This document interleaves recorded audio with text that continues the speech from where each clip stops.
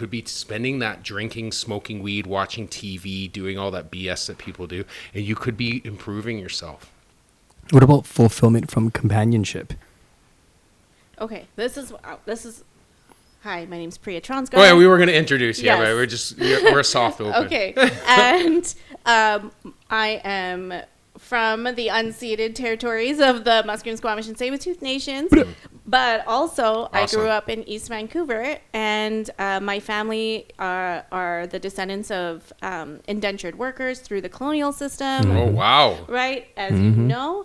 And so I think because they were in a small community, they were not able to own their own land. They worked primarily as slaves, although they weren't able to use that word because they had Slavery was abolished. Yeah, 5 years earlier. So Yeah. they came up with a new term called indentured workers. And then so my family and probably Ari's family Yeah, for sure.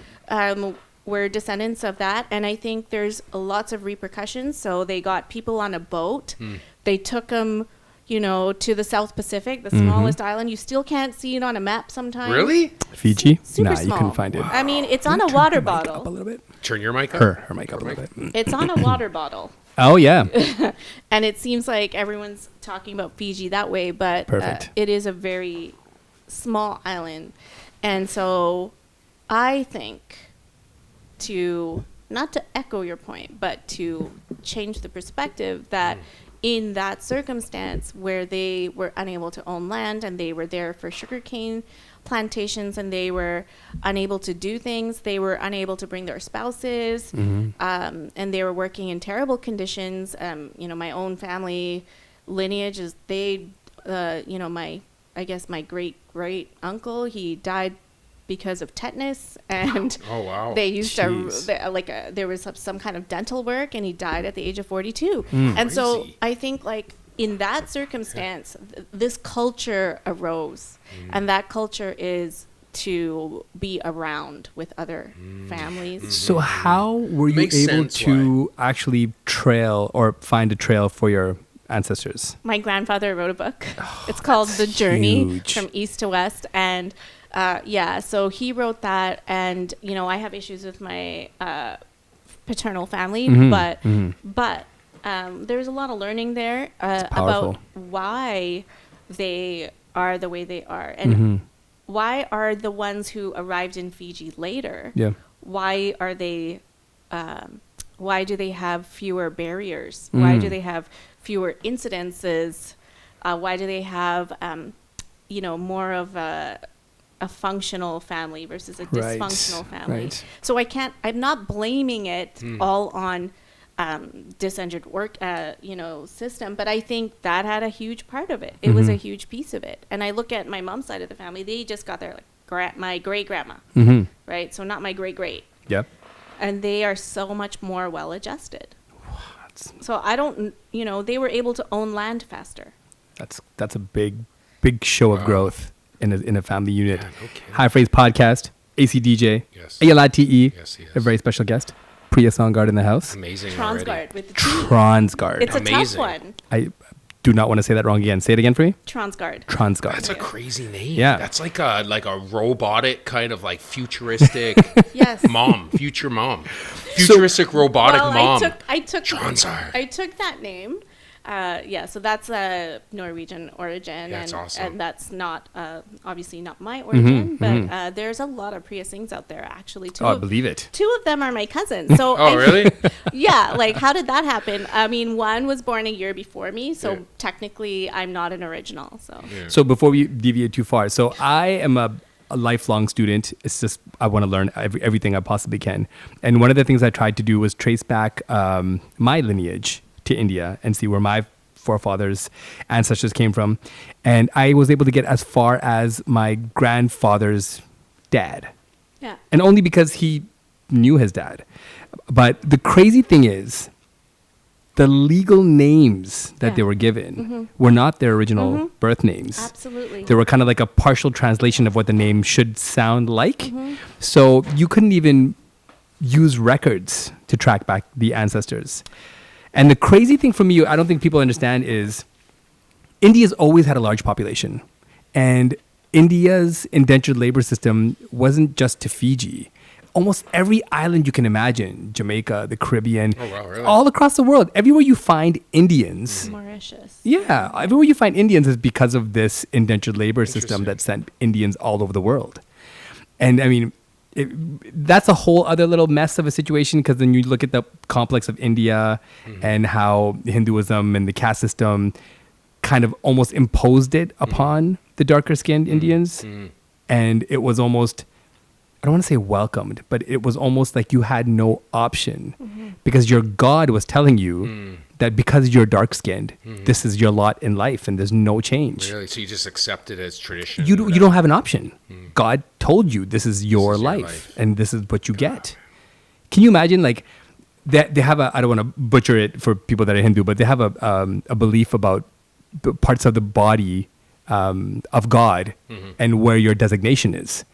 And the lighter skinned you are, the higher you are on God's body. And as you come down through the different parts of the body, You're like closer to so-called heaven? right? And then when you get to the feet, and then there's a group of people that are called that were referred to as the Girmits or the Coolies or whatever you want to call them, That's our people. which would be our Coolies? immediate I ancestors. knew a lot of coolies. Yeah, and they growing were up. not even given a designation on the body. Yeah.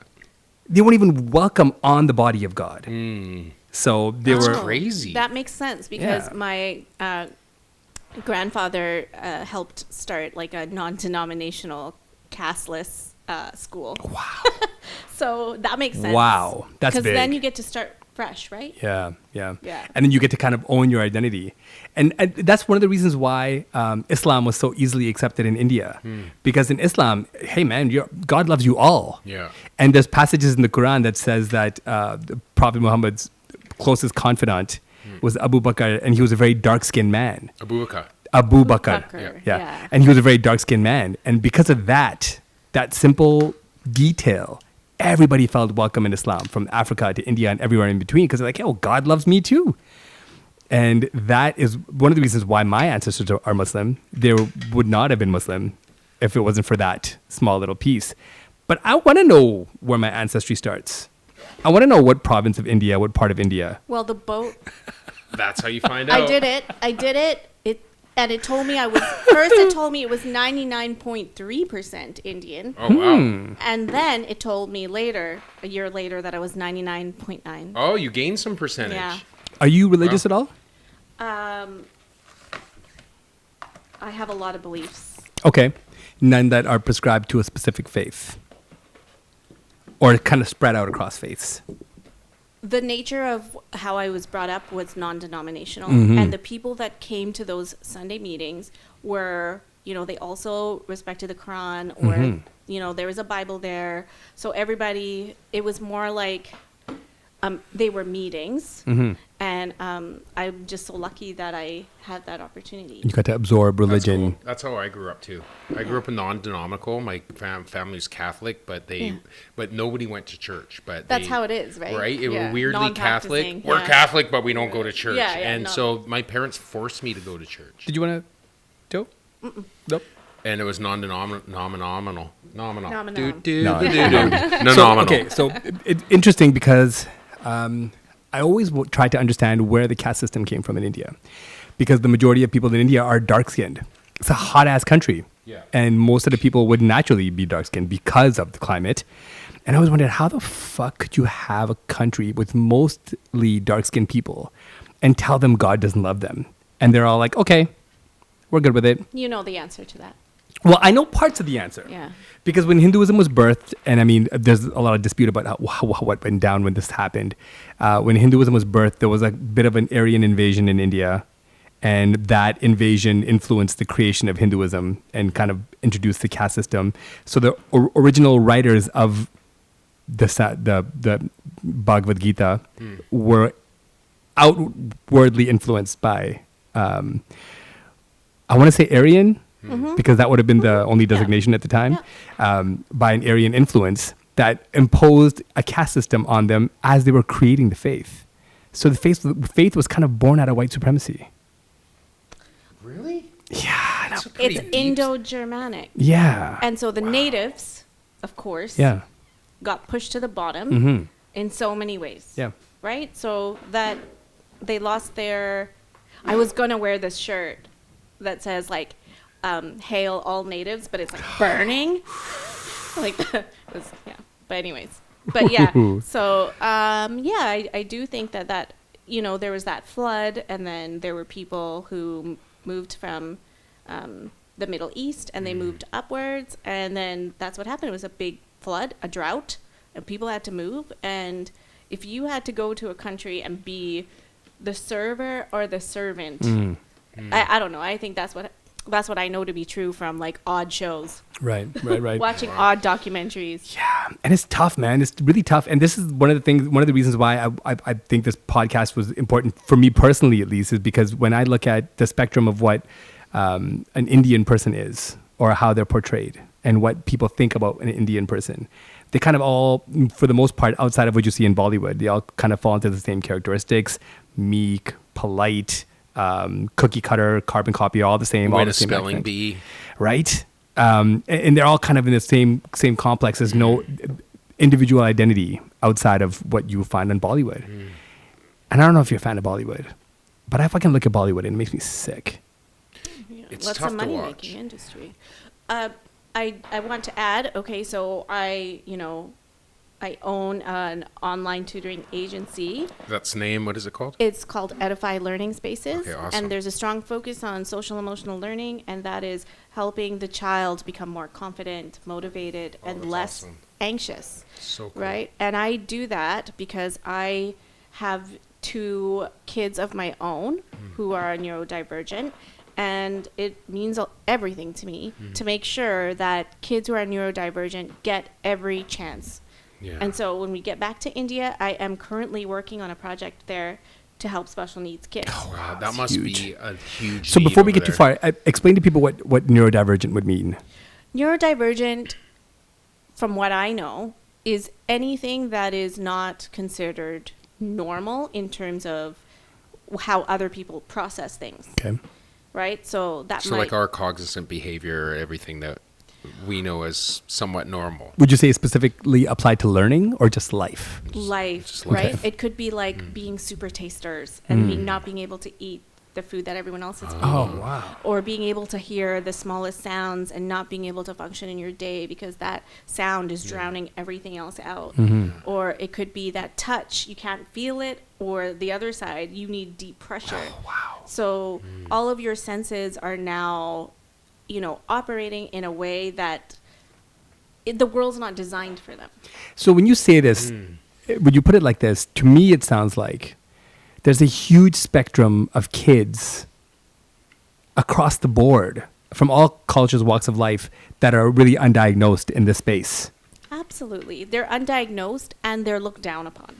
I definitely see the looked down upon for Oh, sure. they're Yeah. difficult, they're lazy, they're troublemakers, they're bad kids.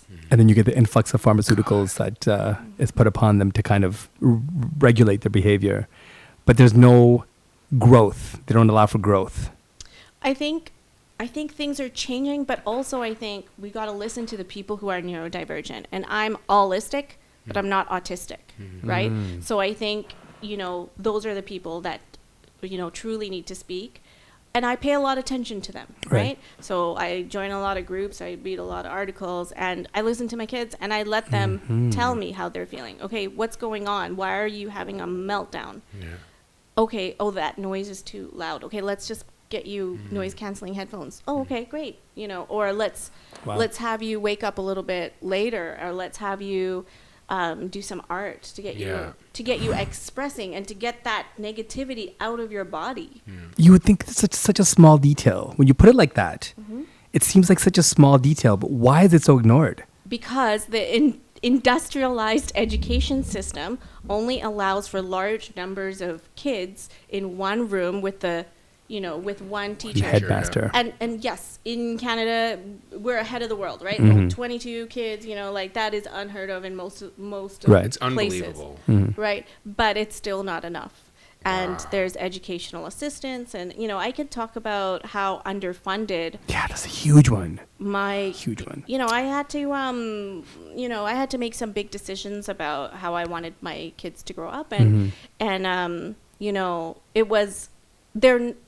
So the thing about them is they're not violent, so they're not going to get the support at school. Oh, I so see it's what you mean. almost like you could just, you don't have to, you Stay can stare, safe. They can you just float around. You can and- just stare out the window. You can occasionally get, agitated, and you could stay after school. But if you're not really hitting anyone, you're not going to get any support. Wow. Okay, so you said earlier that compared to the world standards, Canada's pretty good.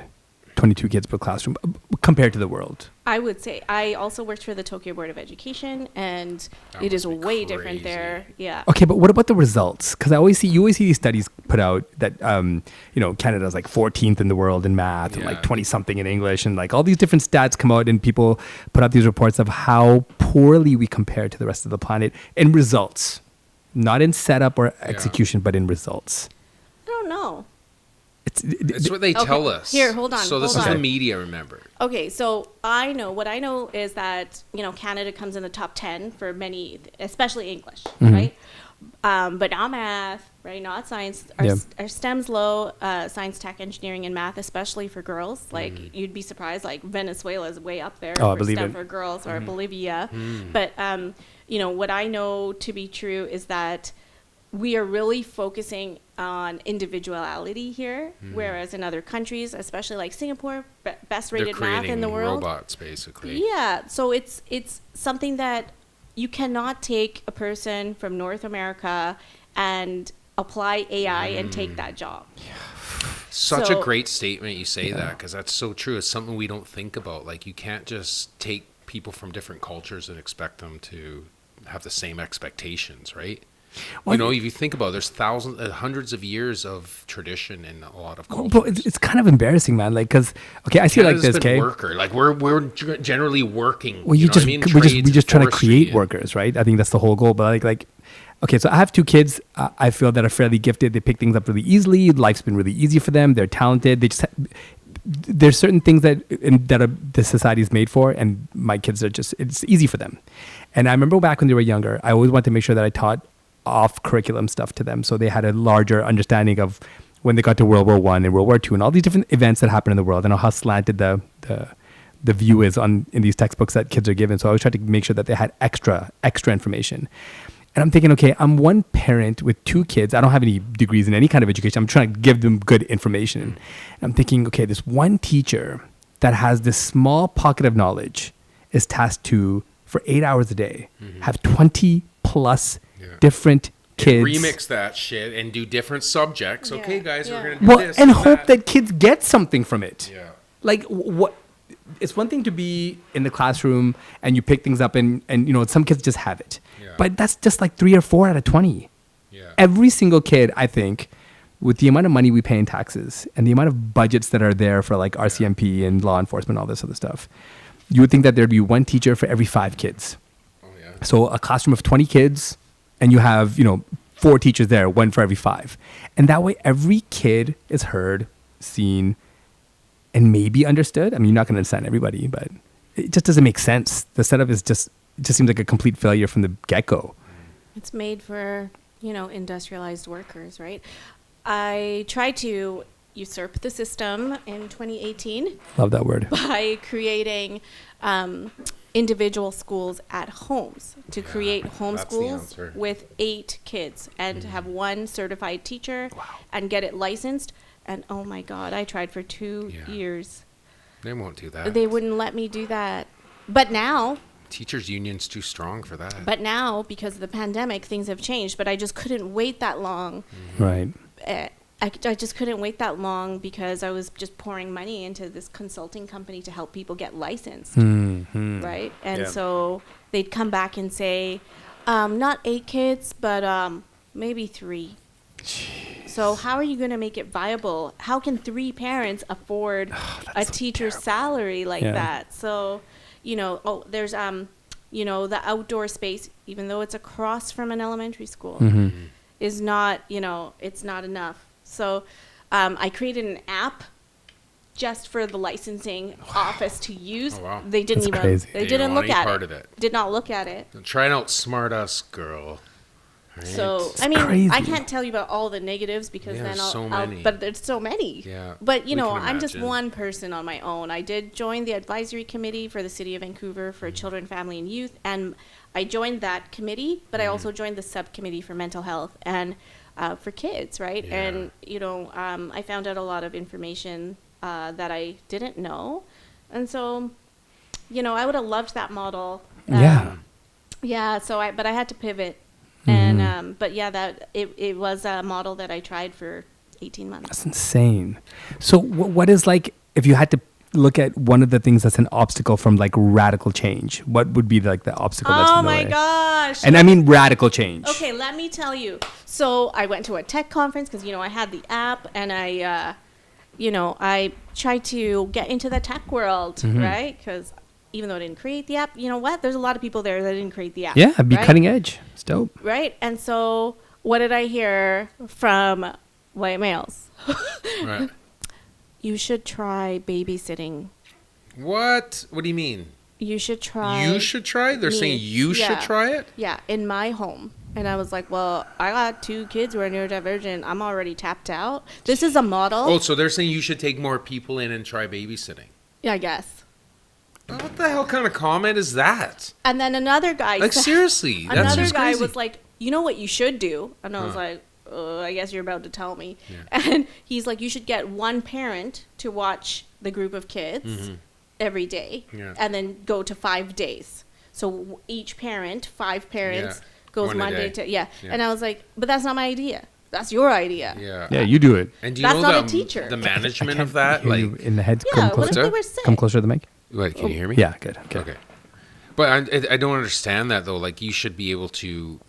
Well, I think the decision makers are. That's just crazy, man. This is some crazy ideas. Yeah. I think what needs to happen is parents need to stop going on vacation. They need to stop drinking on the weekends. They need to put all that money towards homeschooling their child. Damn. And say, fuck it.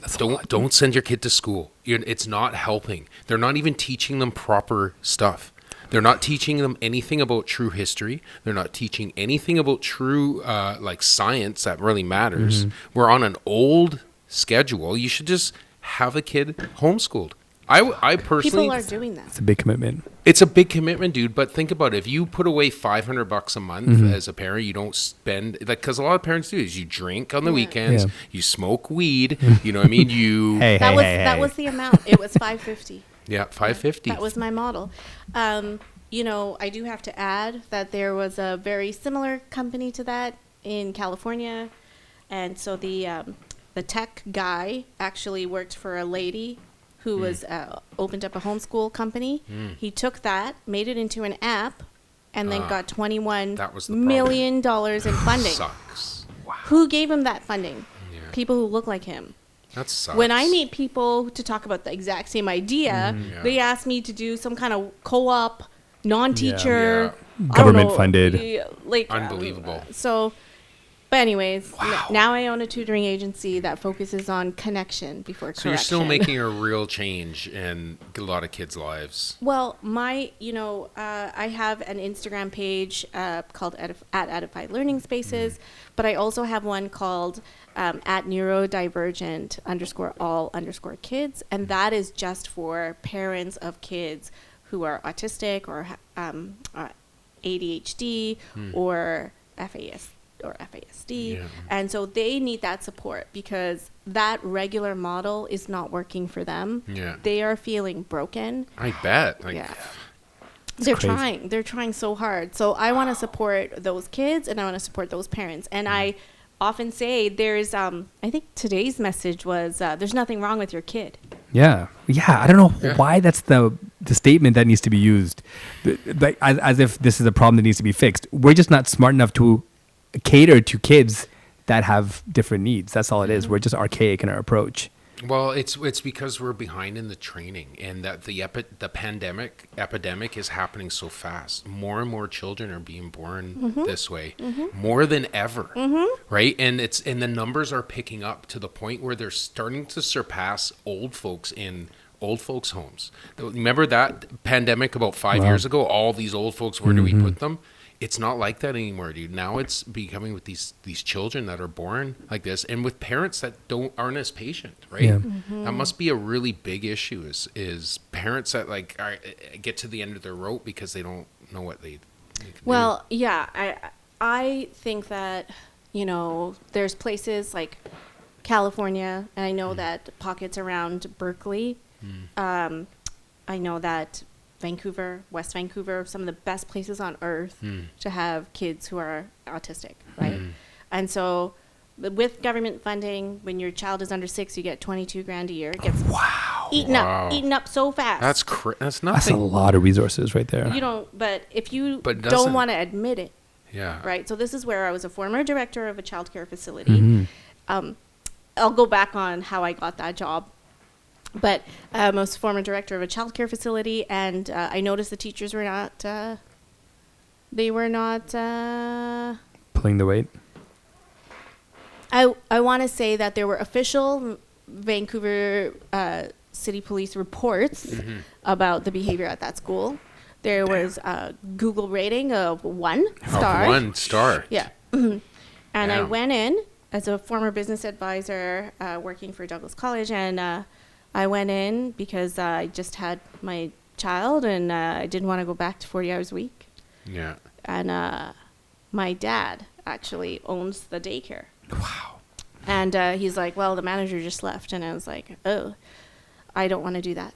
And he's like, well, you don't have to. You just sit at the desk and make your own hours, and I'll pay you. And I was like, make my own hours, did you say? Because I had to drop my kids off and off, you know, to physiotherapist, appointment speech language. And so I was like, okay, that works. I'm not going back to Douglas. I'll just sit here. Make my own hours over here. Perfect. And then I was like, oh, the teachers aren't happy. No. So then Teachers I are looked at never happy. why they weren't happy. And then I saw that they were not, you know, being supported when it came to specific kids. And I was like, wait a second. There's a way to support those kids. Yeah. So then I made it a complete inclusive center. I got extra staff Oh, that's huge. for those kids. I got them funding. I worked with government agencies and non-government agencies. I had, you know, specialists come in to see how kids could eat better. Like kids, there were kids there who couldn't swallow their food and threw up after every bite. Like because they didn't have the capability to swallow. Oh, that's so tragic. So I was able to do that. I was able to change it all around. You know, lower incidences, have very happy teachers. Yeah. Because they were supported. And so I took that opportunity of hours and I changed it into an inclusive center. So that's how I know. That's how I know what can work. So this is radical change. Like this is an inside out change. So how It's outside the box thinking big time. Right? How do you apply it on a large scale where it's countrywide? Well, that scalable model that I had about the homeschools, I had an app, right? And basically I would just have, I would just go and see everybody's home, get it ready for licensing, train them with my training system, which is, actually it's a lot of just love. It's just a lot of, I understand it's hard. Yeah. So what would be the commitment for parents as far as the hourly work that they'd have to put in? Nothing. It would just be up to the teacher, the teacher. BC certified teacher who is sick of the system too. Right. Yeah. Do you think there's a lot of teachers like that? Oh yeah. I do, but I'm not a teacher. Yeah. But yeah, this is what I hear. And also, So teachers just show up. They're routinely just going to work and mailing it in on a daily basis. and I say that in my messaging. Do you think in the past year that your child's teacher has been able to connect with your child? That's where the real learning happens. Yeah. It happens when the teacher truly cares about your child. Yeah. Is that happening during a pandemic? Yeah. When they're being forced to learn how to do things online and nobody's supporting them either? Crazy. Yeah, it's all about supporting the teachers and supporting the kids. So I can't imagine. I can't remember once in this past over 20 years of having 2 kids in the public school system that I haven't had one of my kids 1 year say that my teacher has to buy their own school supplies every single year without fail. That to me is unacceptable, that they have to pay out of their own pocket. Yeah, but it also shows the real dedication of the teacher. Oh yeah. Well, they obviously do it because they love it, right? And to hear stories like that about teachers, it's really nice to hear that kind of shit, right? Because I remember back in my day, if you didn't have a school supply, you got in trouble. Yeah. Yeah. Right? You got in trouble. You don't have that. Oh, we're going to write a thing and tell your parents. It's like, really? Like, you and got to remember think about back that then now, how that much would never shit happen. we had to have. You had to like have weird every shit. class you had a textbook. Every class you had a hardcover textbook. Felt pens. Kids don't need like, any of that what? shit anymore. Everything's digital. They don't ever Yeah. have to use textbooks, right? But the fact that they have to pay out of their own pocket and there's not like a reimbursement process where they can get their money back. No. They just buy it because they know they need it. They need it. And it's not a part of the budget. I just don't understand how that's excusable for anybody. Yeah. Well, I gotta say, like in the States, I feel even worse Oh, it's because terrible. I think they're making $30,000 Yeah. a year. Yeah, it's fucking bad. I mean, it's cheaper to live there, but Mm-hmm. if they're going where they have to feed the kids It's so gross. like on the weekends, Like the fact that they have states where if you don't have money for lunch, you don't get lunch as Yeah. part of the lunch program. That's fucking garbage. Like, can you imagine telling a kid? And I've read stories about this where a kid will get their food and then the lunch lady will have to come and say, "Oh, well, you can't eat that because your bill's not paid for the month." Yeah. These are fucking kids in front of their whole schools. Dude, This kind of shit happens. like all these things that we say are horrible, unfortunately happen in every school system in the world. one This is a point. regular thing. It almost makes you think, is this what education is? You know, is education and school systems just hiring passionate people that want to change kids' lives and forcing them into a position to show me what we got? Do you What? really want to be here? Show me how much you really want to be here. look at that teacher. Look at what that teacher did. Right? How inspirational. It sounds like a game that's But played I'm all over the world. But I'm buddy. sure I know there's places that have great like, doesn't Finland have an incredible Yeah. education system? Yeah. But A lot they're of still those, probably suffering in some weird way. but a lot of those Western European nations have great Well, they education systems. choose where their taxes go to. So you get That's a the choice. difference. They're not to controlled by say what- oligarchs, right? Right. So that's a little bit different, right? Then that's where we can get into that topic anytime. But, that's what I would like to. I would like to be able to pay and say, my taxes are going here Yeah. and going to this, right? And you'll see what is really important to a society when you do that, right? Yeah. It'd be interesting for us to do that in Canada when They have an they app. do it. They do it in Vancouver. do they? You should sign up. I should sign up. Yeah. Where do I sign up for that? I will send you the email, but I think it's called Survey Vancouver. And they tell Interesting. you, they ask very leading questions, however, and rate these in the order of importance of what you want to see in the city. Gotcha. And I always say affordable homes, but somehow it ends up at number 4 on the list. Yeah. Okay, so this is a survey, Yeah. right? Yeah. And essentially the survey is what would you like to see. Yeah. So there's still some shithead that's going to receive all these surveys Yeah. and give He's it to the gonna say, powers I that don't be. like this guy's answers. The shit that drives me fucking bonkers, okay? How I'll crazy. never understand this, okay? You have these people that are elected officials that we pay for. They exist solely off of our Yeah. welfare system that we've created. Yeah. They live off of our paychecks. And all of their salaries are 6 figures plus across Canada. Yeah. And I don't understand how they can fail year after year. If we give them a report card on the things that people expect get done and the shit that gets done, and they fail every year and they don't lose their jobs. Yeah. Who said they're failing though? But based on what the people would want, if you gave any elected official, any city, anywhere in the world, Yeah, but you're missing out on one thing. Evolution takes time. Evolution isn't an overnight fix. Even the Romans took 1,000 years to fucking develop society. You know what I mean? Like, you have to evolve into these things. And you have to go, like any society does that has massive change, there has to be a low. You have to hit rock bottom as a society before you come back up. We're right? not at Chicago yet.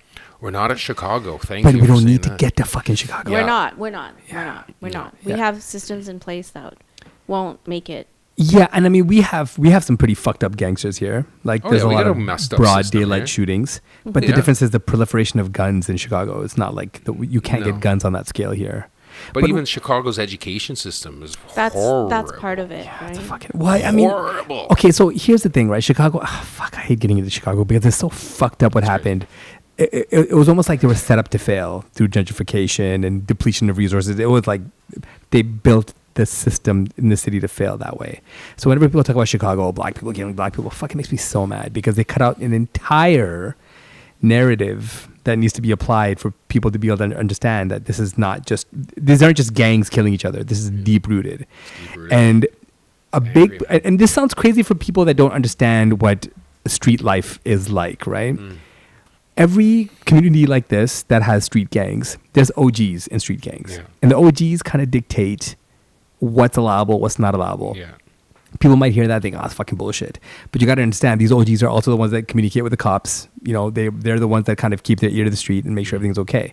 And in the 80s and 90s in Chicago, they wiped out all the OGs. They called them the ringleaders, you know, the big gang leaders. Yeah. They wiped them all The out. super OGs. Arrested all of them. They're all in jail. Yeah. And now there's no OGs to keep shit in check, and then the streets explode. It's basically what same thing. Colonialism has a fucking brilliant strategy when they want to destroy a place, right? They essentially make the people that live there destroy their own homes, right? So you look at Iraq, you look at Libya, you look at any place where they plant these insurrections, right?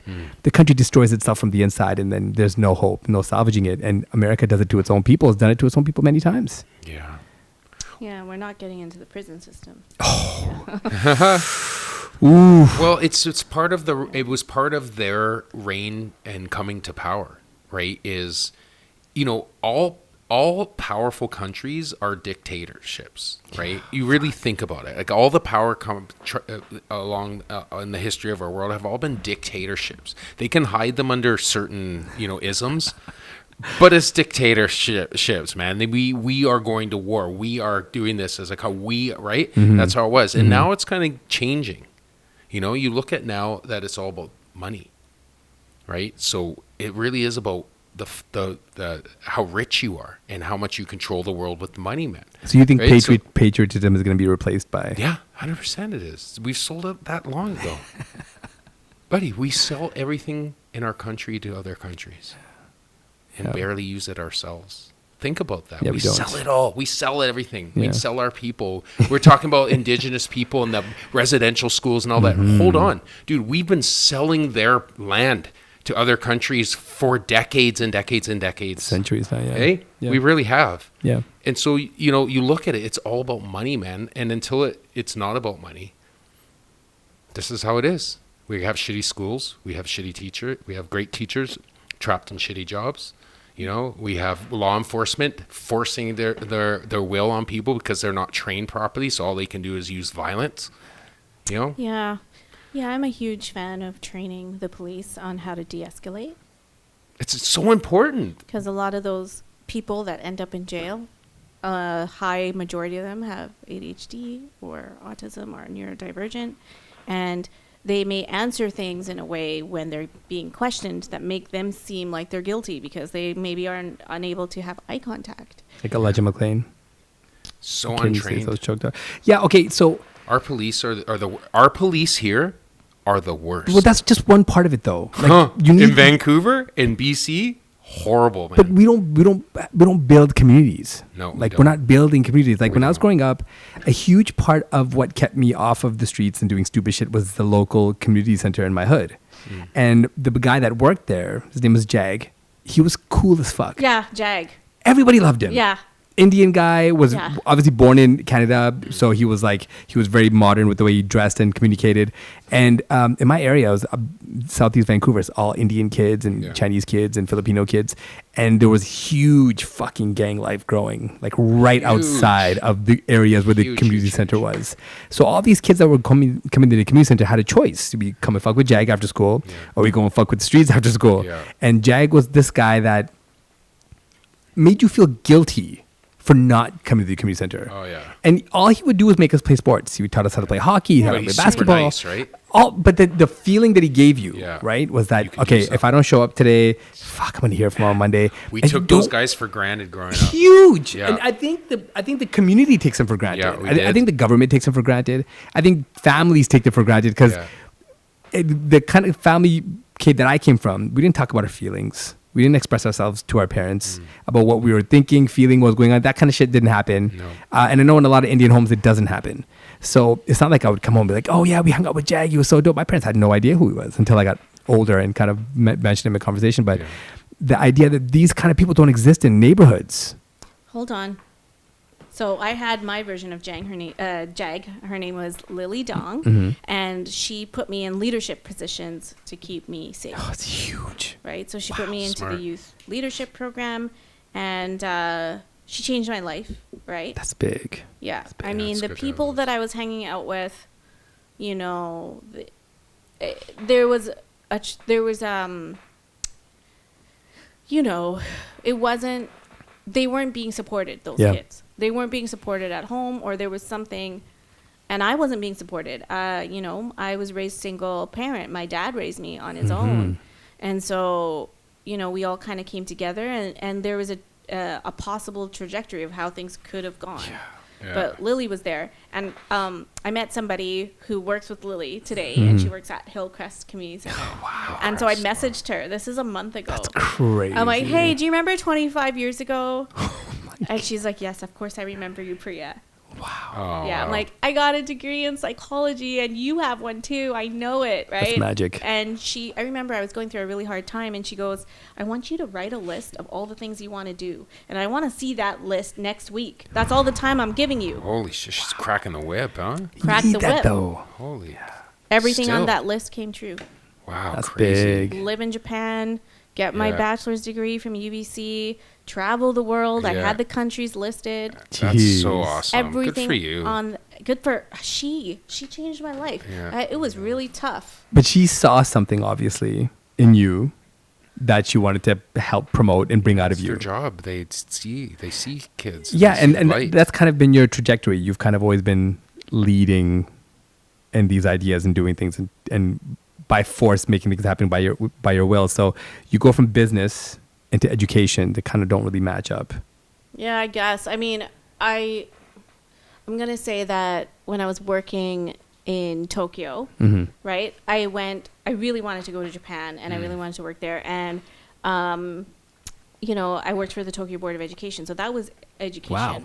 Yeah. Yeah, it's but then crazy. when I came back, I was like, you know, my dad's an entrepreneur, so I was doing all kinds of things, including working for the Forum for Women Entrepreneurs. And that was really great. And then I saw the entrepreneurs in Vancouver at the time, and I have my opinions about it, and the nonprofit has changed. It has changed. But at that time, there were very few people with brown hair. There were very few wow. brunettes. I did not see any Asian faces, and I was the darkest crazy. person in the room. Boom, nailed it. And I think things have changed, but I was like, how is it that the Forum for Women Entrepreneurs that gets funding from the Western Economic Diversification Fund is going to people who already have it? Fucking makes me sick. Weird, eh? It's not like that Sick. now. It's not like that now. Yeah. But just 20 years ago when I came back from Japan, I was like, you know what? I'm not going to open like some kind of scented candle company. Yeah. No. I'm going to do what's really hard Yeah. and pays shitty. Yes. Yeah, But that's the for secret real, to though. that's the secret to life though. Do the hard shit and to eat a lot of crap. And you will be happier in the end. Why? Because you're doing truly what matters in this world. Do you think we're just meant to struggle? Dude, yes. Yes, we're meant to struggle. Yes. Sad. Listen, we're meant to struggle for a reason. That's the truth. But you can pour all of this gloss on top of it and go buy fancy shoes and go drive a nice car and go have a bunch of crap and say, this is what I'm meant to do. This is my life. But you're just avoiding the struggle. The struggle is there for you. And it says, if you're ready to work, I'm here. And I will That's help my- change your life. Oof. And I'll help you change other people's lives. Steve, But until yo. you accept it, until you're willing to eat shit, I've been doing that. yeah, you've been doing it. Yeah. And that's the fulfillment of life. She's fulfilled. I can read her when she comes in here. She struggles with life, not with life, but she has so many things beating up against her, man. And you're so strong. Look at her smile. Look at her smile. Yeah. Thank you. Thank you. This Thank is a you. woman that is getting beat and getting things thrown at her and just going ahead every single day, right? And that's and look at her smile, right? And that just proves, dude, that it isn't the easy shit that makes you happy. It's not the easy shit that makes you happy, right? It's Dessert's so doing good. hard things. Yeah, thank you so much for seeing me and for holding a safe space for me. Yeah. Yeah, you know, I do feel that it hasn't been an easy road, Mm-hmm. and I think, you know, had I not met Lily Dong from Killarney Community Center. Lily Big Dong. one. Shout out Lily Dong. Yeah, and her up on I Insta. wrote her a love note a month ago, so I think she dope. knows. Yeah, she definitely knows. But had I not met Lily, had I not pushed myself to go to university, to open up the door to Japan, there was nobody in my family who had done that. And so I got to see a different side of the world. That's And I got to see what Japan's definitely what I different. really am good at. Yeah. And so that wasn't like a tough road. Like I made a decision. I was like, okay, there was an opportunity to go to Tibet. Oof. And I was like, That's I really got to do this. I got to do this in my life. That's powerful. And then, I didn't have the blessing of my dad. And I was like, you know what? Maybe he's got a point. Like, maybe this is not safe. It's kind of dangerous, yeah. Yeah. And I am very open to opportunities. But that is in Canada. Yeah. Right? And I think being in another country, looking the way that I do, I'm not going to get that kind of protection. Right. And so, I went to Japan. So it was safe. Like, there's 7 people die a year through homicide. Yeah, it's super really safe, safe. right? Super Besides the tsunami. No the only guns on the thing- street, Yeah. nothing like No, that. no, Yeah. no. Yeah. Did you eat blowfish when you were there? No, I didn't. Oh, wow. Yeah. What was the weirdest thing you ate when you were in Japan? Like, You went, yeah. okay, I'm going to eat this. Yeah, actually, I'm not a native Japanese speaker. And I thought I was ordering miso soup. But there was this miso soup that I had before at that place that had crab in it. And so I was like, I'll have the crab miso. Yeah. But miso is also the word for brain. So they brought like a bunch of crab brains out. And Did they're they like, she wants crab brains. yeah. And I was like, oh, I love crab, Fiji people. Yeah. Yeah, right. And that's like delicious. all the Indians are disgusted right now. Yeah. They're like, she Crab brain. She eats spiders. No, but yeah, the brains, and they were like, it's such a delicacy. Yum, it tastes so good, even in pasta. And I'm like, Gross. Wow. Yeah. Did you eat it though? absolutely. Yeah, so this is interesting about See, I can't do that. this is interesting about vegan people because we use every part of the animal. It's an Indian thing, Yeah. right? You don't take the life of anything That's without good, yeah. taking all of it. Yeah, it makes sense. So growing up, you introduce stuff like stomach and Yeah. kidneys. What, you eat it? And You eat the stomach? oh, dude, Indian people eat every Chicken hearts and gizzards? fucking thing, yo. Yeah, everything. Chaser, right? Yeah, for Wow. real. So it's kind of nasty when you get a little older. You're like, what the fuck am I eating? Why Like, was I putting soy sauce on that? So much of it.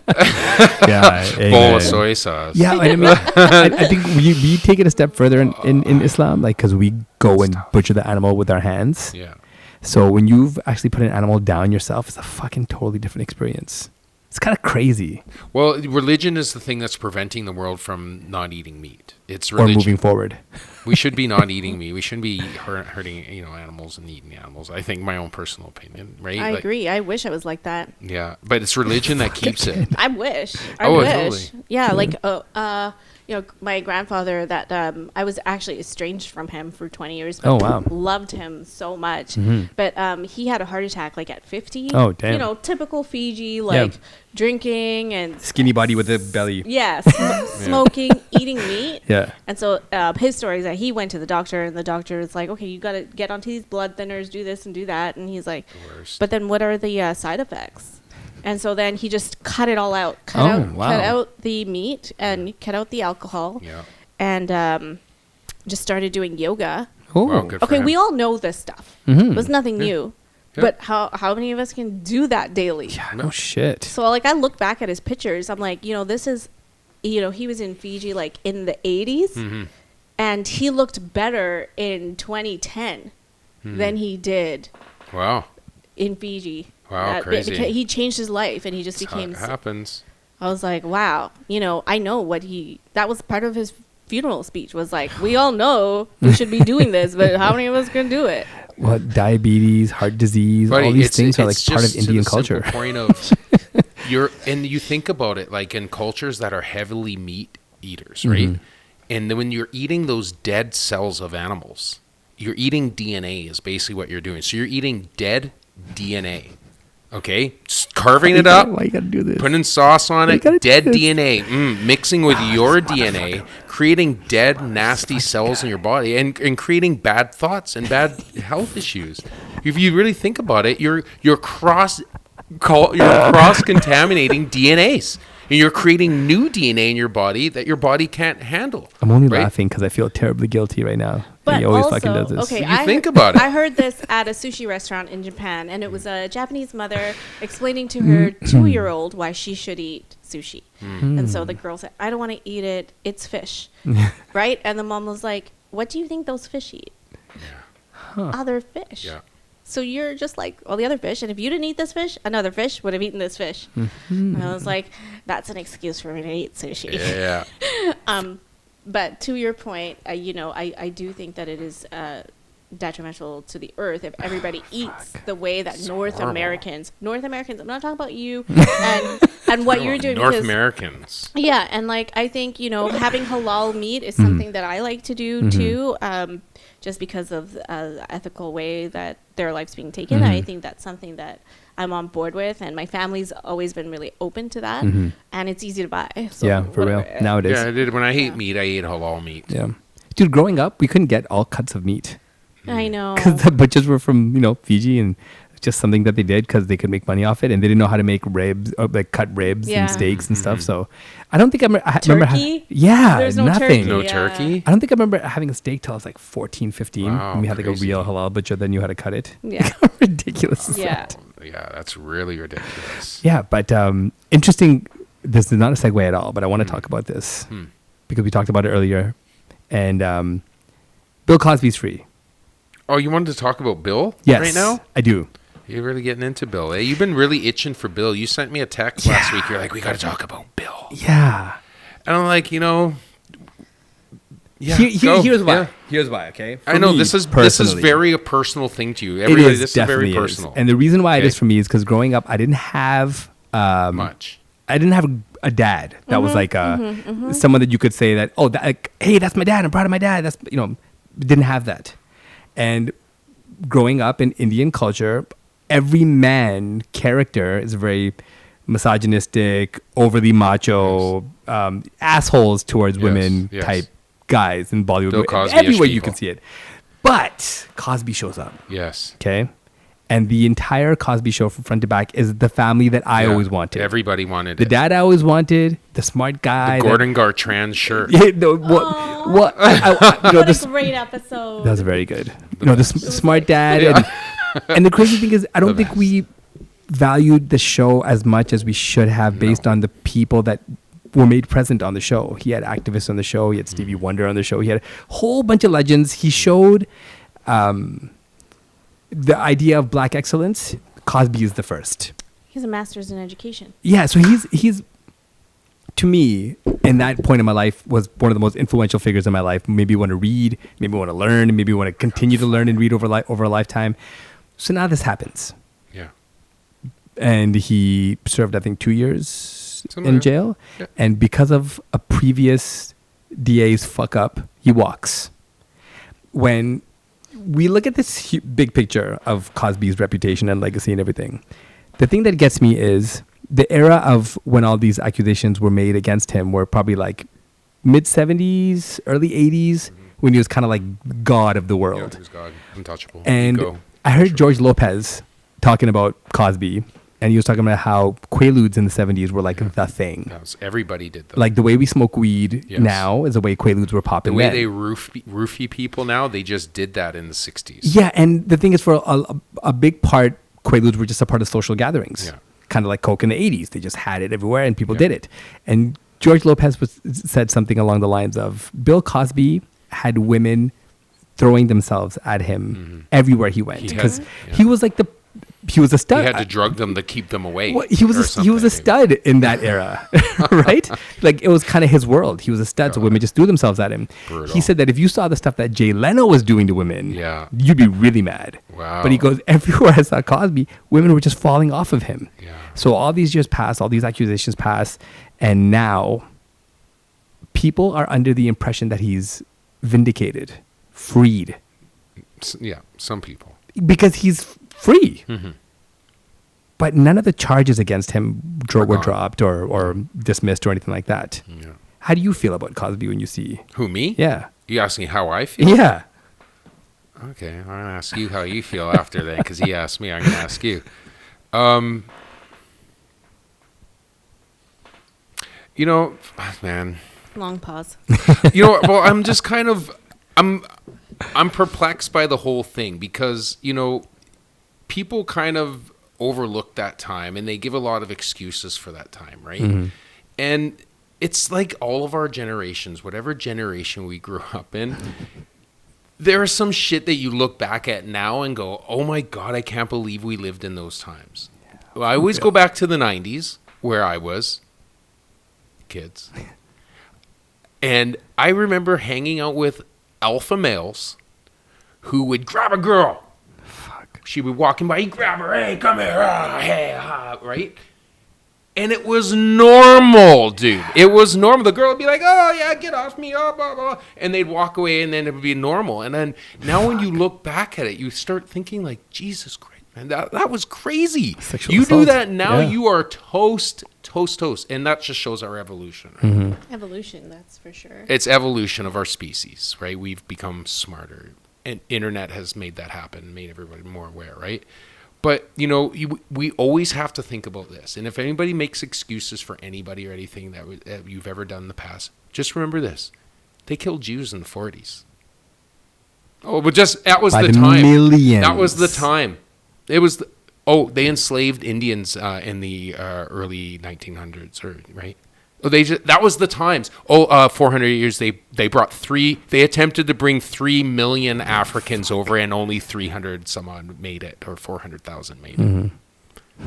That was the times, right? We can't do this, you know? And that's what the thing about Bill Cosby, which is really shitty, is that we've given him an out. We've given, once again, and I'm sorry to say this, we've given rapists an out. Right? It always seems to happen with them. Every single time, child molesters, rapists, they always get an out. Right? And we haven't evolved out of that. And that's the next one that's going to happen, though. Bill's going to get Bill, I don't want to say lynched, that's the wrong word. Bill is going to get lit on fire online. Somebody's going to take Bill Cosby out. There's no way. They're already talking about him acting. Yeah, I don't know. They already say he's getting roles. He's got booked for a role. That's disgusting. Okay, so I want to say to your point that I loved Bill Cosby. Loved him. And everyone said that my dad was like Bill Cosby. Oh, shit. Because he's just a happy guy, tall, had a similar sweater, and, you know, whatever. That look. And everyone would be like, oh, it's like Bill Cosby. Your dad is so cool. Your dad's like Bill Cosby. And but there weren't very many people to look up to. And I remember... Yeah.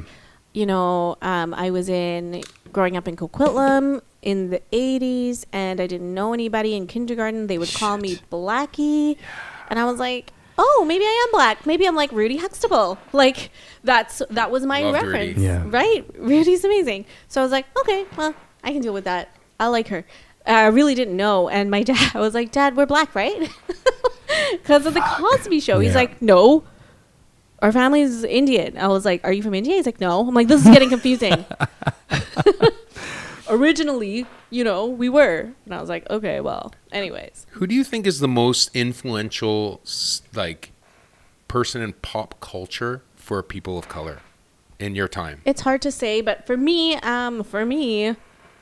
I really loved Janet Jackson. Oh, Yeah, Miss Jackson, if Miss you're nasty. Janet. Yeah. She talked about social issues Loved at the her. time. She did. She talks about, you know, getting along, all races. But then she also, you know, popped her booty out. And so I liked her. Yeah. And I don't. That's a good one. That's really yeah, good. but I mean, But she is why I still don't fuck with Justin Timberlake. Refuse to. Oh, really? You took well, that personal. how come he didn't get the bad rap? Yeah, he got a fucking pass. It's He's the one still- who ripped off her nipple guard or whatever that Oh, was. I didn't know what was going to be underneath. Man, get the fuck out of here. You're a fucking It's still poser. part of the male-dominated entertainment industry It's back whack. in the day. It's whack because not during like that now. during COVID, he fucking had this half-hearted apology to Britney. I don't know if you saw this, but he apologized to to Britney Britney. Spears. He Probably apologized 'cause- to Janet Jackson. Yeah, probably He's social about to pressure. get canceled. Okay, I want to get back to Bill Cosby. Yes. Okay, Oh, the yeah, reason why I think that he got out. Okay, first of all, I think it's unfortunate that Bill Cosby did that. I think he should have hired Yeah. sex workers because that doesn't make any sense Yeah. to me. And I think we should legalize women to own their own bodies and own their own businesses. Yes. Cool. Good. As long as it's safe. And by their discretion. That's right. Yeah. right? I don't believe in the whole pimping of the system, but that was unconsensual, and it's so horrible that somebody that we treated as our second family, that we really related to, and not just black people, but also people of all colors other Period. than even white parents. Yeah. They're just like, we love Bill Cosby. But for us, there weren't that many people that we could look up to, who were educated and were living And a fly. life. And just fly. He had so much fly, right? He was so funny. Yeah, but Yeah. he was just manufactured, and that's the sucky part But about it. the difference with Cosby is that image that you see, that's all him. He had full control of the Cosby Show from day one, the writing, the creating, the casting, all Bill. And because of his legacy of being a hit maker, he had hit TV shows before the Cosby Show. He had massive stand-up shows before the Cosby Show. He was like an educator in like the 70s. When you go back and watch him in the 70s, he educates people. He's kind of cut from a different cloth.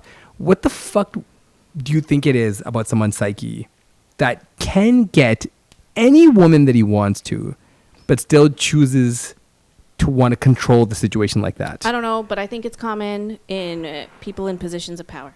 100% it is. Yeah, it's mainly people in power. Okay, and then I'm going to get to the point that I wanted to get at, which Yes. is the legal system is not here to support women's bodies. No, Not at all. They're here the to story rapists protect get off. property. That's it. They care about taxes. Yeah. Well, the number one All the problem government. is That's why drug dealers get so much time in jail, because they don't pay taxes. the number one problem with the justice system is that it starts with the Bible, right? It starts with the holy book. Oh, right, yeah. Justice and religion make no fucking sense. If you're gonna follow what religion says about justice, you got to start cutting hands off. You got to start stoning people. You have to start cutting people's heads. This is what the religion says. Religion said you got to cut someone's hands off if they steal. So there's gonna be a lot of one-handed motherfuckers if you're gonna start using the religion to dictate justice. Those two shouldn't be in the same space. I think you pervert justice immediately when you add religion to it, because now every religion is patriarchal. Now you just automatically make justice patriarchal just by what the book says you should do. It's fucking poison, man. That has to change. I don't know enough about the legal system, but what I do know is that women's bodies are not protected, and that it's not worthwhile for a woman to go through court and then go through the whole experience all over again, and to do that, which is another reason why I strongly believe in childcare and childcare in specific ways that are, I do believe in monitoring for safety, to prevent things that happen to children. So Be more specific. I think that any time that you're in a situation or system, there is an opportunity for something to go awry. And so, that's something that, maybe from a licensing perspective, I'd like to find out more about, how they would, prevent that kind of thing from happening. So you're saying power structures that are ensuring that kids aren't fucked with sexually or, okay. Interfered at all. So And also not interfere, but also given the right amount of encouragement, because it's that lack of encouragement that really messes with a kid. It isn't all the abuse or all the negative shit. It's the lack of actual encouragement that messes, I think, with the kid. When you don't hear that enough growing up, that's even way worse for you. Well, like, look at Lily. What Lily did for me. a moment. Yeah. In just a very short period of time, she changed my life around. So, I think, situations like that need to be taken care of. But our systems are not ready to protect women's bodies. And so, It's sad. I've been in jail in 5 countries. 5. Yes. And, well, actually, sorry, 4. I'm going to say 4. One's no longer a country. No. It was Canada. It was the United States, Mexico, and Belize. Belize. Yeah. Oh, okay. Fucking I feel savage. like there's a Netflix show about this. Oh, It's there's called a- Prisons of the World. Oh my God. There's I think I've seen You it. have no idea. there was a movie on Mike's life just waiting to be written. And in each one of these prisons, the sexual offenders were hated the most. Yeah. Yeah. Because when you ask people why they're hated, because women can't defend themselves against a man. And so it becomes an unfair fight and an unfair thing to do, right? What's different about all these countries is, I think, their interaction with porn. And what I learned as you went down in the other countries, the rape wasn't so much about sexual fantasy as it was about power Control, and a yeah. control. Whereas up here, it's more sexual fantasy, right? I think with the ones that I've interacted with. So it's a crazy cultural thing that creates different reasons. I'm that going to people get add to raped. that. I was living in Japan, and there was a mayor there, the mayor of Tokyo, and he said there's not enough Japanese men who are raping women. Wow, crazy. Country of fantasies. Wow. Country of But fantasies. there's a Weird. huge shortage of Weird. Yeah, totally. weird. eligible men Fucked. in that side of the world. I think Japan has a man shortage. Mm. China has a woman shortage. There's too many men because of their practice of, the one child system for so long, right? But how do we break this pattern in men? Everybody has brown babies. Yeah. It's inevitable. It's inevitable. I think it Beige. kind of comes down to that. It comes down to creating a new culture. But this rape culture, because it's fucking heavy, whether it's in music, whether it's in movies, how do you break this side of masculinity? Because it is a part of masculinity. And I fucking hate that. I hate saying toxic masculinity and all that bullshit, but rape culture specifically is a part of masculinity. How do you break that in men? Or at least If begin I to knew. condition? If I knew. Yeah. Yeah. Yeah. Find him more like I shit. think probably your answer is isolation. So you can't kill somebody for raping a girl. And you're going to throw him in jail, and he's going to get out in no time. He's going to do a couple programs, and he's going to get out. Yeah. And he's going to be monitored on the street, and there's going to be a poster saying he's a sexual offender, and he's got to report and all that stuff. But it doesn't stop the act from happening. They can have a lot of psychotherapy. It might help them, but inherently it's in you. It is you. I believe that. You really think so? Yeah. So then get a doll. Well, I mean, robots are going to They're solve a pretty lot of fucking things. real now. AI Yeah. robots and sectals are going to solve a lot of that. You think so? You think that could replace like Yes. I think that'll decrease it. Yeah. Huh.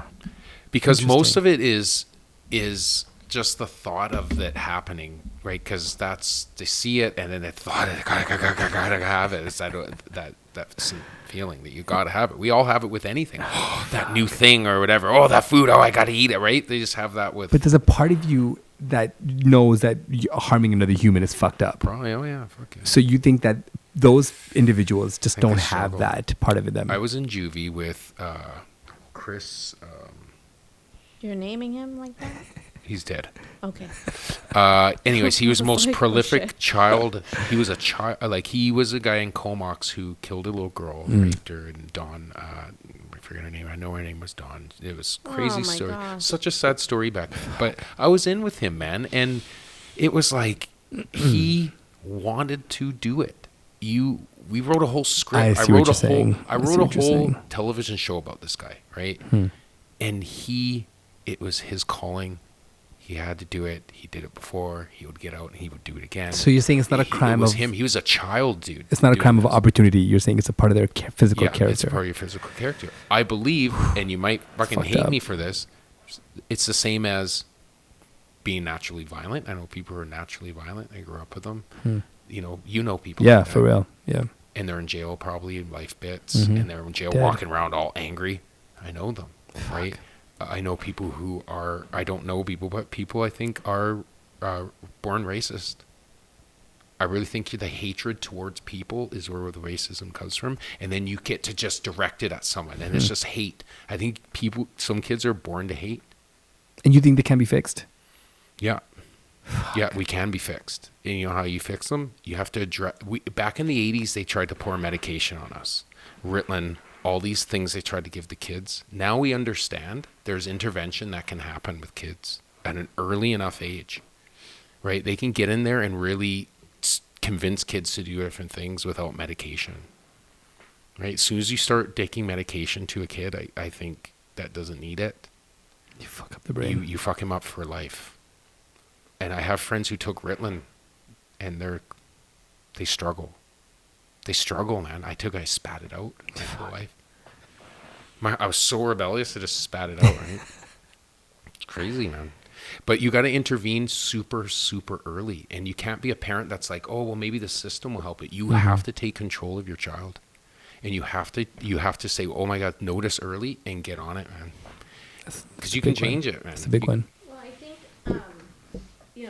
from what I know about some child molesters I think her battery died. Oh.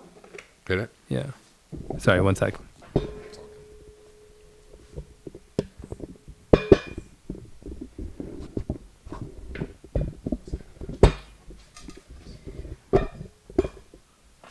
Oh, I can't believe I'm talking about child molesters. I can't believe we got on this subject. I think it's inevitable. So go ahead, continue. I was going to say that I think there's some things that come up, like harming of animals, like at a very young age, and strange kinds of, just signs.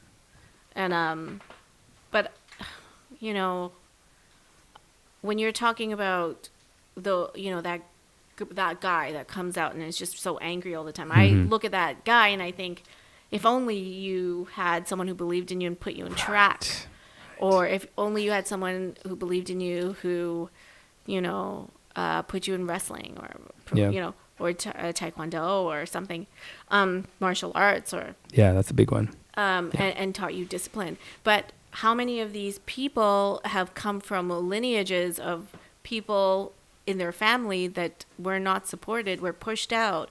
And so then they don't that are coming from devastated communities. And they weren't resourced, and maybe they didn't have a job. Yes. Right? And then they turn to alcohol. Like, it's very easy to see how it could happen. So the onus, it almost sounds like the onus is on the parents. I mean, and it's tough to say that, but, I feel like if a parent has a feeling that early intervention is best, and it's not bad, you can completely change your child's life. Yeah, because we're never gonna have a perfect society where everyone's just happy and great. But if we can at least start to so then what I start to think of is parenting is not a small task. No. It's fucking colossal. It's life altering. It's altering your finances, your personal, your physical, your spiritual, everything. And there's no preparation to have babies. There's no course program that teaches you how to be a parent, what to expect, literally how to get credit, all of these things that help create an environment where a child can succeed. None of these things are available, but yet we just let people have fucking babies all the time. And I don't think you can police childbirth. It sounds fucked up just saying that. You should have a license to have a child. Do you think that? Yes. And then how do you police it? You don't. You make sure that they're going to be competent, and then this is part of where your money should be going to. Okay, you're going to have a baby. Okay, get a license. Awesome. Now we're going to check up on you. Then all the First Nations and Indigenous people are getting, Fucked. getting the IUDs put in them, and then, and from what I guess, eh? Right? You forget about that.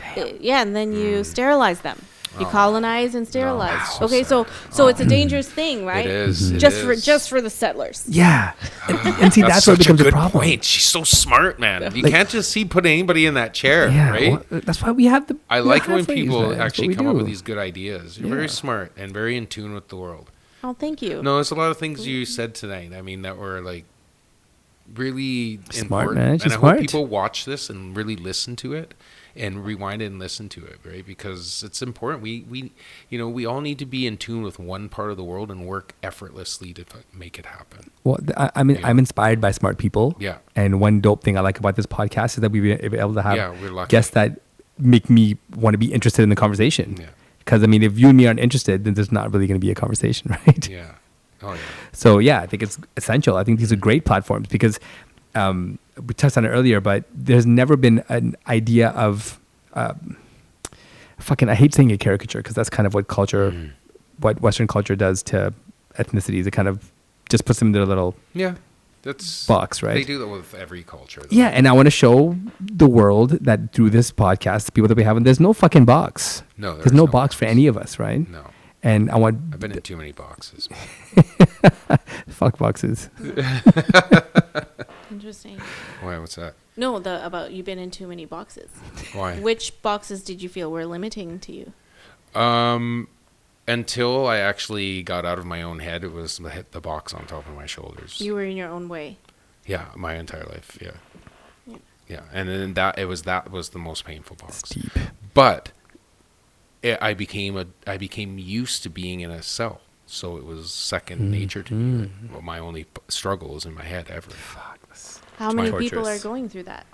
How many people are Probably going through millions. that? I went through that. I was like, okay, well, this homeschool thing is not working out. And I guess I have to be a 28-year-old white male from California to make this work. It's unbelievable, right? But so no, you're I don't. In your head. But I got nominated for top, I don't know, something like Dress for Success. Do you know Dress for Success? I've heard of that, actually. Yeah, so it's an organization that helps women that need help. Yeah. Get employment. Yeah. And get training. So yeah, they have featured 40 women over 40. So Nice. It's amazing. I'm in that category. Oh, nice. Congratulations. No, you're not. It's dope. You're over 40? Yes. Oh! It's straight oil. Like, don't even. Another X Factor appears. Come on, man. Man. No, the 90s. That's You why. got that melanin, man. You got that That's Yeah, superpower. that's great. That's awesome. That's a coconut oil for sure. That's awesome. But yeah, like I think, so I'm being supported, by an organization that works with women and that helps women. So It's huge. so that event is on September 19th. I'm having the official everything coming up, and It's so amazing. Do you need a professional MC comedian? okay, well let me if anyone asks, but now I know. Yeah, I just volunteer for you. I've MC'd like 500 events. Oh wow. Well, I can see that you're really good with that. Yeah. Yeah. Yeah, we can always talk. I'd love to do that. And if ever for a good cause, if you can ever just use somebody to come and work the crowd and have some Yeah. fun. Well, You that's always good to know. Yeah, 100%. Awesome, I Mike. love it. Yeah, Mike's a go all the time. Go. All the time. Go, Never gadget, ends. everything. Mike's on the mic. Yeah, Mike's on the mic. Oh my gosh, like you've never heard that. Yeah. Oh, yeah. It's horrible. All right. So I want to ask you a question. We're going to switch the topics Make it a and little we lighter. get into your music. All right. So do you listen to music? I used to DJ. Oh, shut up. You really? What do you mean? Whoa, Where'd you go whoa, with Hold do that? you on, know here. this? Hold on. So sad story, right? So my Okay. mom passed away when I was 12 years old. Oh, wow. And then my dad and my brother were left with a mortgage. Mm. And it was a lot more affordable back then. And I'm not saying that it was like this, but so my dad had his own business, but on the weekends he would do gigs. Yeah. And those gigs were supported by Sweet. the Fijian community. Of course. Fiji Hall. Every Fiji Hall weekend dances. at the hall. That's Yeah. right. It Yes. was halls, weddings, mostly, Weddings. like Hindu Christian. Of course. Yeah. But we still worked on the Muslim circuit. Of course. I was like, why do you even need us? But it was the mic. Yeah, of Yeah. course. Yeah, Because yeah. they always give speeches. Oh, man. Yeah. Oh, yeah. Yeah. Best food, though. But I'm also. Mm-hmm. So But you're yeah. a DJ. So you're DJ apprentice to dad. No, and it was on And it was then on your solo own. from 13 to 19. Oh, So what were shit. you DJing with? Technique turntables. What? And occasional Like one or two? Gemini 2. You had two? Beat to beat mixing. Your dad taught you? Damn. Yeah, actually, he had another person there. He had a few DJs that he worked with. They were all Indo-Fijian. That's the dope. Jerry Curl, Yeah. Purple Prelude. Yeah, yeah. Of course. Wow, man. Yeah. That's So driving me then, nuts. I learned from them. That's and, amazing. And then when CDs came out, Yeah. I was like, "Fuck this shit." Hallelujah. No, I was like, "Take me to Japan," because now I've been replaced by technology. Yeah. I was hurt. Did you have a Really? DJ name? Were you? That's when I No. started No. DJing DJ with Priya. CDs. DJ Priya. That's dope. Yeah. And then they were There is a doing- DJ Priya right now. Oh, cool. Yeah. Bet she's not 13 though. No, that's just slick. So at 13, you were like, is that what you thought you were going to do? You were going to be a DJ? No, I thought I was going to be Lily Dong. Oh, okay. Yeah, I thought I was going to be like the community Yeah, yeah. coordinator at Killarney Community Yeah, Center. yeah. Dream job. But yeah, So DJ was just something you just did. It got you some experience, met people. I met people, but still, like Yeah. my dad was super strict, so I wasn't able to. What was your what was your go-to song? It the just time? depended, but like I was really into, California Love. Yeah. Right. And, even like back then it was like trying to mix that with like OPP Yeah, and like, Tough. just like kind of older Tough. stuff too, Yeah. because the crowd, they liked some Indian music, but Mm-hmm. they didn't want it to be overwhelmed with Punjabi Yeah. Bhangra music, Yeah, which yeah, is yeah. not our culture. That's Bollywood. That's Bollywood. Yeah. That's Bollywood. Yeah. And it's great. It's a classic, Yeah. right? And that would have been okay. But if once you start getting too much, I was in a position at times where there would be some guests who were Punjabi, and I wouldn't be playing their requested songs at the end of the night. Yeah. And They get mad. Yeah. Oh yeah, I've been in that situation. Tables are thrown, Yep. and my dad's like, okay, just cut it out. That's hilarious. And that's it. We're going. Pack up our stuff. Get the amp. Get the speakers. We're good to go. Crazy, man. Yeah. So I would say 90s R&B and hip hop. That's dope. I love everything magic. from Eazy-E to I don't know, everything. Everything. Not being biased, but is it the best generation of music? I have said that over and over. We Yeah. were very Oh. blessed. Wow. I mean, yeah, I still like Lil Baby. Yeah. Really? So was that the end of really good music, do you think? You Was think our that gen- 90s is the best? 90s R&B and hip hop, yes. Wow. I don't know, and even grunge, and at that time, I can still, they're bangers. I didn't listen to anything outside of R&B and hip hop. I did, but I was very close-minded when it came no, when it I comes was to music. closed-minded for sure. I think- but at least I listened to it. It It's was not my there. favorite era of music. If I'm listening to anything, I'm listening to definitely artists from the 90s, but it's not my favorite genre of music. Hmm. My favorite is disco. Shut the fuck up. Yes. Are you serious? Yes. That's disco. That's I fucking- so every freaking weird. single disco song ever made on my thing. No, Interesting. You're not joking. No, I'm not joking. He's not. And the reason why I say disco is not for the music. For the feeling? It's for No. the outfits. Well, it's for a couple reasons. One, John Travolta. it was a time in music that Yeah. was so short and Yeah, it really sweet. was. It's only about 5 years, 6 years, right? 7, 8 years. Let's say 8 years tops. And everybody converged in North America and culture. They all converge onto disco in that short. But you would have time been a span. baby. Well, Why do you dude, give a fuck? it was a classic because we were coming out of the 60s, 70s Yeah. protests and free love and all Hendrix this stuff, and- right? And yeah. we're getting into like the drugs Just were have starting. fun. Yeah, it was just like let's just leave this war behind, which is coming to our culture now in the next couple of years, right? We're gonna be let's just have fun, right? Fuck everybody. That's what's gonna happen. Well, it is fucking. we're getting disco back. Disco's coming back. How about Motown? So Motown was gonna be my second. That's my second. The So 70s. strange. Because if you're gonna choose fun, I there's like that era. nothing that gets you happier than some Motown, right? I bet you wondered how I knew about that plan to make me blue. Doesn't that sound good? Oh, Mike's got Oh, yeah, jams. that's- Mike's got that's jams. something- Yeah, oh, I something love throw Motown. on. Motown's fantastic. But disco, that's so strange. Oh, I my can't- parents like disco. I'm sure your Oh, parents of did course. too. My dad had afro, Wait, man. If you ask Yeah. anybody that was We're going alive full during perm. disco, they will say disco was their most favorite time of their life. Bell bottoms, tight shirts. Yeah, it was their favorite. I can say that about my parents. That Yeah. was probably their Oh, that's favorite. interesting. Celebrate good times. the Come game. on. Still a jam. So here's why I really like disco because it tried. It's because it tried. And you know how I feel about fucking not trying. Yeah. It tried, man. Went for it. It fucking went for it. And you know what came out of it? Hip hop. No. Rap came Don't out of say it. that. Sugar Hill Gang. Sugar Hill right? Gang. Yeah. No. Sugar Gang made the transfer from disco to Michael Jackson. Rap came out of dance hall and reggae from Jamaica. No, The it DJ and the hype man came out of reggae. Yeah, but that's Kool not what Herc that's was not a what f- amplified it. Kool Herc was obsessed with reggae when he first spun his first discs for his first vinyls Yeah. in the park, and they had the hype man, and it was born out.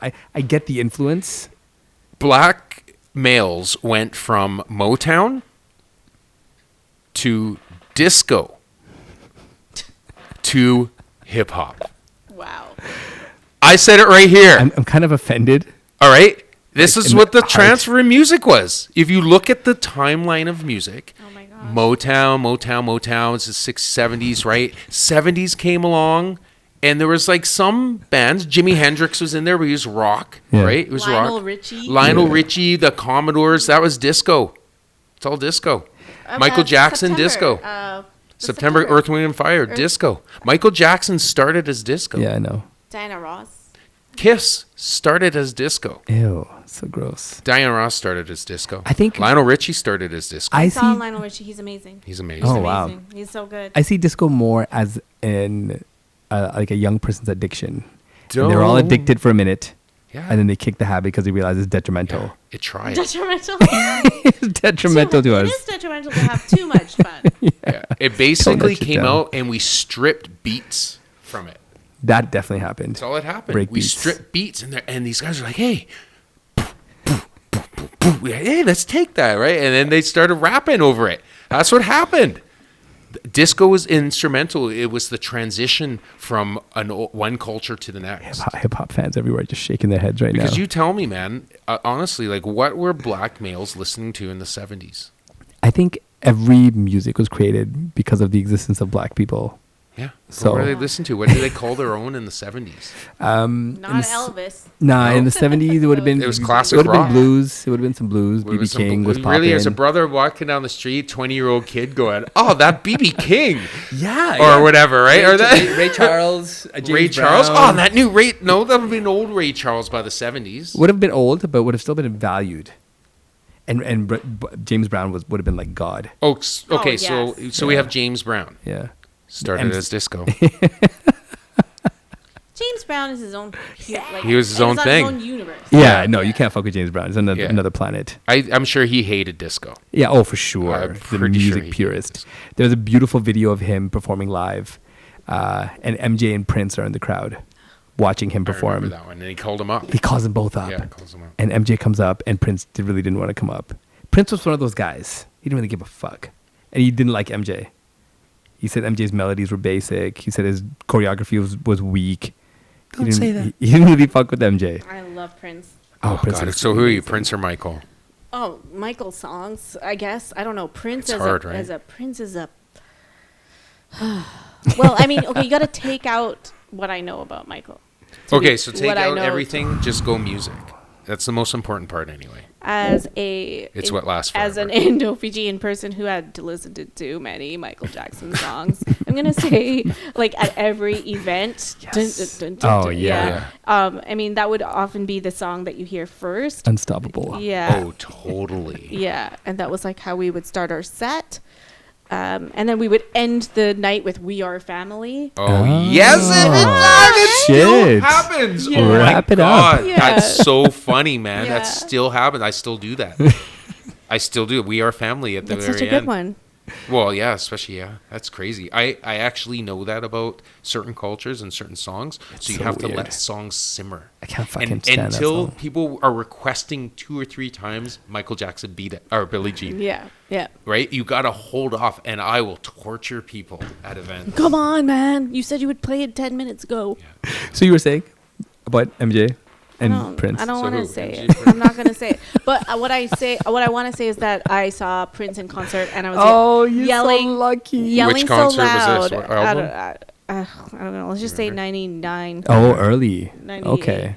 Let's just say that I was screaming so loud that the security came to me and asked me to keep it down, Crazy, really? bitch. I added the bitch part. Yeah. He didn't say that. His but face said that. Yeah, Shut he's the like, fuck up. he's like, are you gonna be okay? You might need to keep it down. And it was floor seats and Wow, yeah. that's nice. It's so wild that almost everybody Concerts? we've had here, Mm-hmm.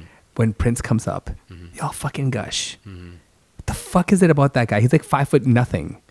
it's not about his height. He's a sexy motherfucker. he really is. Oh, And I think that's a weird thing about him that guys don't feel bad about saying. Yeah. About him being another man. Like, yeah, he was a sexy motherfucker. That's just what he was. Yeah, man. What did he say after? Oh, Justin Timberlake has had that song a while. Oh, Bringing Sexy Back. He's like, Yeah. sexy never left. Yes. And I was like, Oh, oh, he's you're so- a symbol. Yeah. A symbol of our times, artist formerly known as. Yeah. You know, Oh, he amazing. was You don't believe in contracts. Like, that's so amazing. Fucking unicorn. Historic. It's crazy. There's a podcast called Drink Champs that has like all the hip hop legends come through, and one of the things that they ask people is tell me a Prince story, and almost every single icon that has been through like Nas and all these big time rappers all say the same. When you talk to Prince, the first thing he says if you ask him to do a collab is, "Do you own your masters? If you don't own your masters, he doesn't fuck with you." Yeah. Oh, wow. That's serious. Yeah, he was just one of those guys, man. Just fucking legend. I don't know. I think I know more about Prince that I like. But I also, I love Human Nature by MJ. Like, that's amazing. Man in the Mirror. What's Yeah. a song on your playlist that would surprise us? Like, what's a song it's like a guilty, like, no one even know I like that song? Like, No. you have one of those? Let me think about No. It's No. tough. No, you would know all the songs. Oh. Like musical songs.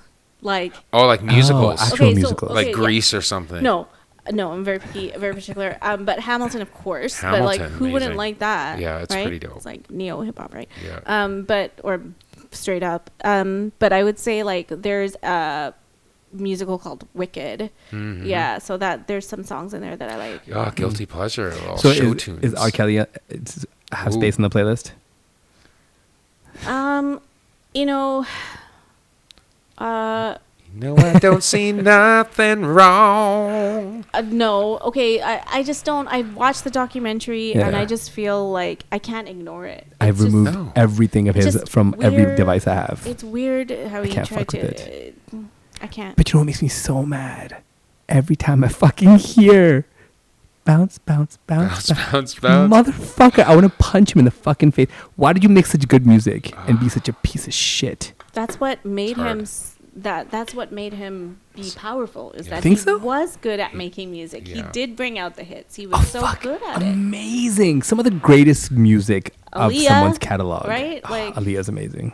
Aaliyah's just Believe untouchable. I can fly. yeah, and it's crazy because He Dame. does believe it. He can fly. Well, it's crazy because Fucked. Dame Dash was dating Aaliyah before she passed, and Aaliyah told him about what happened with R. Kelly, and Dame tried to fight him multiple times. Wow, Yeah, he tried to attack him multiple times.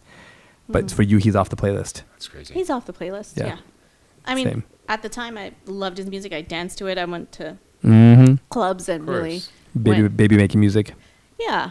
I mean, there was no baby making that. I was very particular that I had to make that list that Lily gave me. And you know what? If you right now have a list in your mind, just write it down. Just get it onto a book and piece of paper and just put that paper up. It'll change your life. Like whatever you feel like, okay, you know what? I really want to get this done. Just write it down. You're more likely to do it if you see it. And I think Facts. I strongly believe that.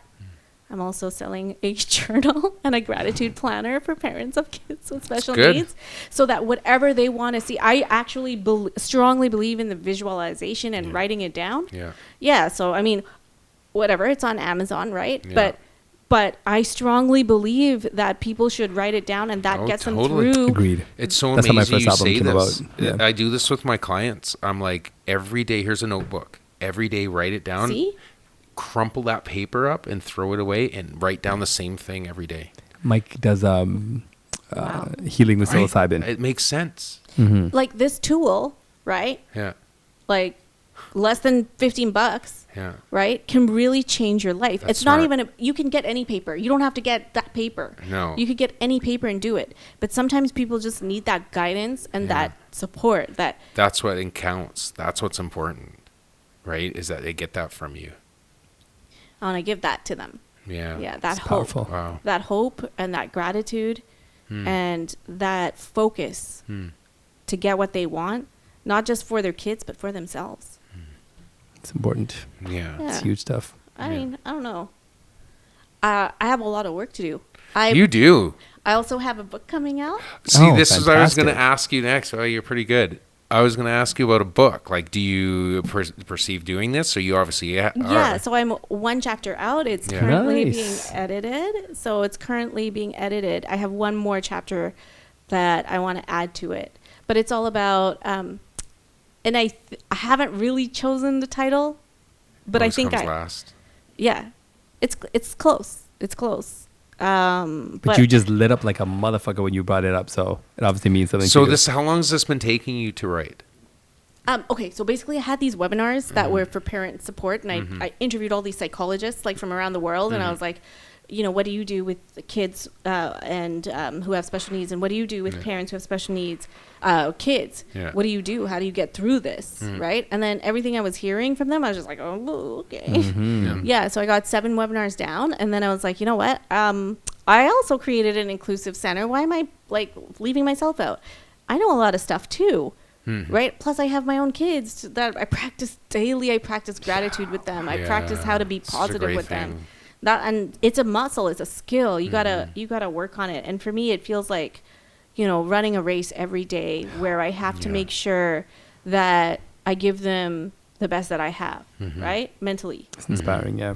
And so That must I be was like, tough. I got that, right? Yeah. Why don't I share that with parents? And so Yeah. that's the piece that I found that was Smart. missing. Like when you get that funding, that $22,000, it goes straight to your child. What's there to support the parent? Nothing. Yeah. So I want to be that person.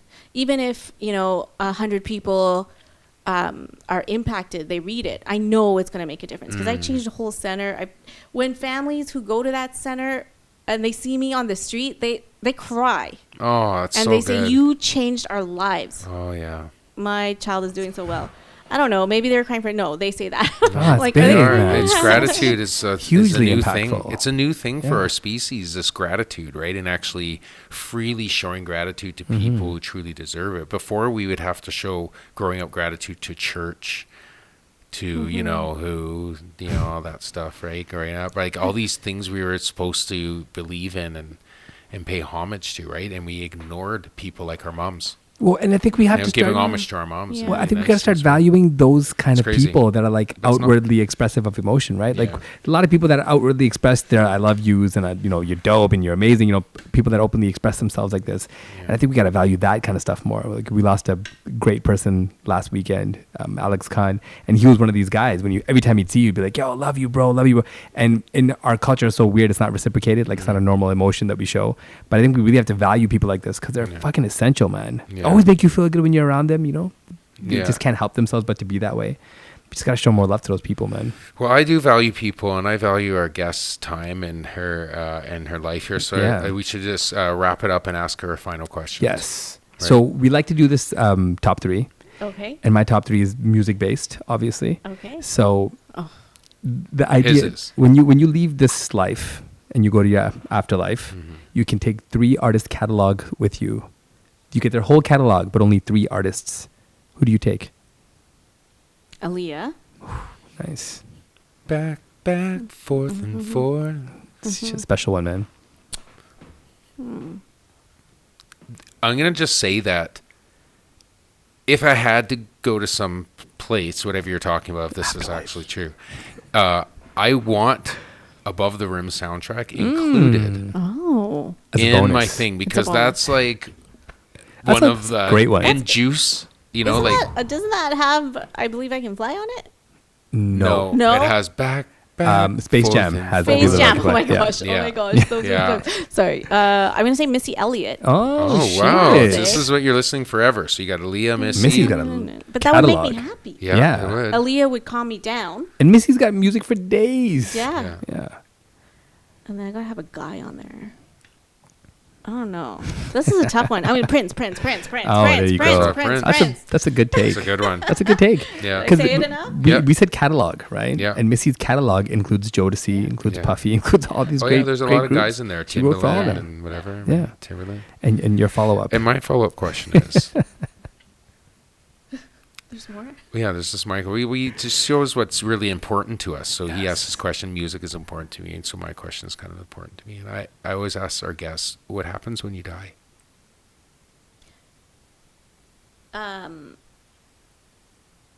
It's so interesting to think about it that way. So I'm just I go back and forth, just like Aaliyah, but That's normal. yeah. But I think primarily what I think is that everything has a spirit, Yeah. right? And so when you die, that spirit is not in your body, and it could be living on through your relatives and through the laughs that you had and the connections that you made and the communities that you built. Interesting.